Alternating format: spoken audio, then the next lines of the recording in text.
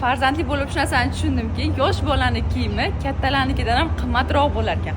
Qizim uchun oddiy dvoyka olaman desam 350 ming, 450 ming bo'ladi. Kichkina detskiy kiyimchalar. Hozir mana shunaqa zo'r magazinga keldim. Bu yerda 10 ming so'mdan to 99 ming so'mgacha kiyimlar bor ekan. Eng qimmat kiyim 99 ming. Sifatlari ham zo'r ekan. Hozir sizlarga obzor qilib beraman. O'g'il bolalar uchun shunaqa sifatli troykalar 69 ming so'mdan, qizlarimiz uchun shunaqa modniy dvoyechkalar esa 59 ming so'mdan. Krossovkalarga assortimentlar juda ham ko'p. Qiz bolaga ham, o'g'il bolaga ham topsangiz bo'ladi. 79 mingdan 59 ming so'mgacha. Sifatlarga gap bo'lishi mumkin emas. Ichlarini qaranglar, sifatiga gap bo'lishi mumkin emas.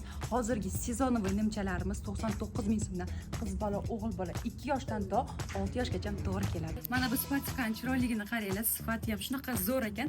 Narxi 99 ming so'm. 2 yoshdan to 5 yoshgacha farzandlarga to'g'ri keladi. Mana bu dvoyechkalar 25 mingdan ekan. Sifatlari juda ham zo'r. Pijamalar esa 75 ming so'mdan. Qaranglar.